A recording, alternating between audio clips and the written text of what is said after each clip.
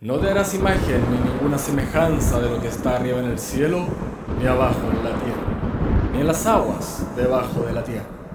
No te inclinarás a ellas, ni las honrarás, porque yo soy tu Dios, fuerte, celoso. ¿Un Dios celoso? ¿Eso no suena contradictorio? ¿Por qué Dios se define como celoso? ¿Y si esos celos no fueran como los nuestros, sino algo mucho más profundo y poderoso? La palabra celoso no suele caer bien en ninguna sobremesa. De hecho, si alguno se presenta diciendo yo soy celoso, hay miradas cruzadas y hasta cambio de asientos. Pero cuando quien lo dice es Dios, ahí es cuando se nos revuelve la cabeza. ¿Qué es el celo realmente? El celo es un sentimiento de miedo e inseguridad ante la posibilidad de pérdida de un ser querido a manos de un tercero. ¿Y qué pasa cuando ese sentimiento se descontrola? Cuando sentimos celos por decisiones de personas que no podemos controlar, esos celos se convierten en un monstruo que alimenta la ira y la venganza. Y Dios, sabio como es, nos recomienda dejar esos sentimientos de lado, porque lo único que generan es daño a uno mismo. En Éxodo 24, en los 10 mandamientos, Dios prohíbe hacer imágenes ni nada que guarde semejanza con lo de arriba en el cielo, ni con lo que hay abajo en la tierra, ni con lo que hay en las aguas debajo de la tierra, ni mucho menos postrarse delante de ellos y adorarlos, pues el Señor tu Dios es un Dios celoso. Su celo no nace del egoísmo ni de la inseguridad. Su celo no es tóxico, ni es posesivo, ni controlador. Dios tiene derecho exclusivo sobre su creación, a la cual solo Él puede darle vida y sustento. Y este celo es divino. No es un sentimiento humano de envidia o de inseguridad, sino una pasión y un compromiso por proteger la relación única que tiene con las personas. Y esta relación de amor debe ser recíproca, al igual que un matrimonio. Un ejemplo de este celo divino es cuando el pueblo hebreo comenzó a mirar a otros dioses, como Moloch, Sí, ese que pedía bebés como ofrenda. cuya historia es una de las más escalofriantes del Antiguo Testamento. Se trataba de una entidad adorada mediante el sacrificio de bebés, que eran introducidos en una estatua ardiente con cabeza de toro. Esto no es parte de una serie distópica, es parte de la historia real de los desvíos del pueblo. Dios, siendo santo, simplemente se aparta, No les grita, no los castiga, se retira. porque donde hay pecado, Él no permanece. Y claro, sin su protección, el pueblo caía en el caos. El pueblo sin Dios se perdía. El pueblo sin la protección de Dios se quedaba sin su principal guerrero Y caía en manos de sus enemigos.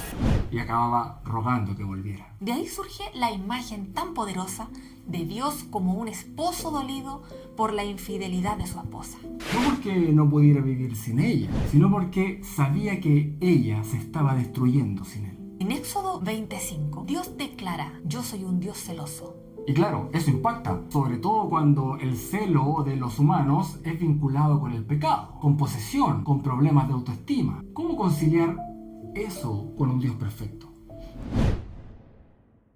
Aquí es donde necesitamos una pausa, no para tomar aire, sino para definir bien las cosas, porque el celo humano y el celo divino no son lo mismo. Son como el ensayo de una obra de teatro, donde un actor, por ejemplo, decide improvisar, se sale del libreto. El director entonces grita ¡corte! ¿Por qué lo hizo? ¿Por envidia? ¿Por ego? No, el director conoce el propósito de la obra, ama el guión, y es el celo de querer mantener la originalidad del libreto, la originalidad de su creación.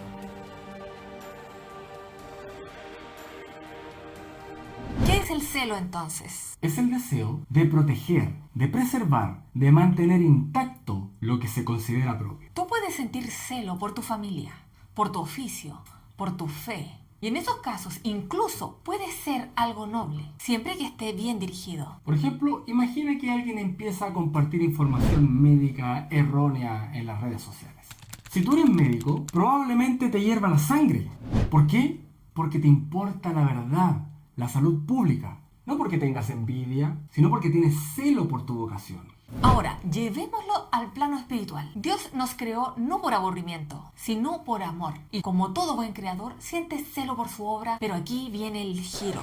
El pueblo infiel y el esposo paciente. Ese giro se materializa de forma clara en la historia del pueblo hebreo. Dios, tras liberar a su pueblo de Egipto, les entrega leyes, identidad, tierra, promesas. Lo mismo que uno da a una pareja en una relación seria. Pero ellos, en vez de guardar el pacto, se van tras otros dioses. ¿Y qué hace Dios? ¿Arde en rabia? ¿Los aplasta como chinches? No, simplemente se aparta. Porque el celo santo de Dios no es invasivo. Es doloroso, sí. Es silencioso, pero respeta la libertad humana. Aquí vemos cómo el Dios celoso se comporta como un esposo paciente, que espera a que su esposa recapacite. No porque dependa de ella, sino porque la ama y desea su bienestar. Y aquí está lo más hermoso. Él no responde con un "te lo dije". Responde con perdón, con restauración, con brazos abiertos. Y aquí está la diferencia entre el celo humano y el celo paternal de Dios. El celo que protege, no el que destruye. Si comparamos esto con el celo humano, la diferencia se vuelve abismal. Un celo humano puede convertirse en enfermedad, tanto física como emocional, en venganza, en juicio enceguecido. Por eso se nos dice que reprimamos el celo. No porque sea intrínsecamente malo, sino porque en nosotros suele venir contaminado por el ego. Con falta de juicio. Como es intentar usar una espada sin entrenamiento. Terminas hiriéndolos a todos, incluso a ti mismo. Pero Dios puede manejar ese sentimiento porque en Él no hay sombra de error. En Él, el celo no se transforma en violencia, sino en protección. No destruye, sino que alerta. No oprime, sino que guarda. Cuando Dios dice que es celoso, nos está revelando algo profundo. Su amor es activo, es vigilante, constante.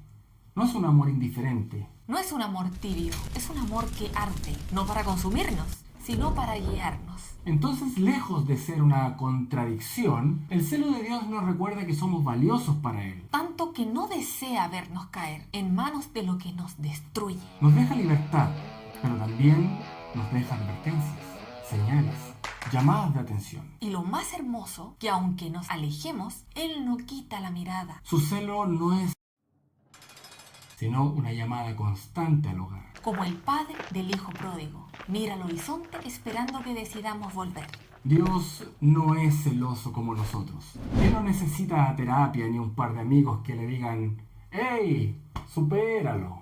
Su celo es puro, es justo y es para nuestro bien. Es el celo de un padre o una madre que ve a su hijo jugar cerca del fuego. El hijo quiere seguir, pero el padre lo aparta. Aunque se enoje, aunque haga rinche, porque sabe lo que viene si no lo hace. Y aun si el hijo se aleja, lo espera. Porque el hijo pródigo somos nosotros. Así que la próxima vez que escuches que Dios es celoso, no frunzas el ceño, sonríe un poco. Porque ese celo podría ser lo único que te está protegiendo del caos que no ves. Esperamos en algo haber dado luz a tu modo de ver las cosas. Si no, coméntanos lo que piensas. Suscríbete y no te pierdas nuestros próximos videos. Celosín.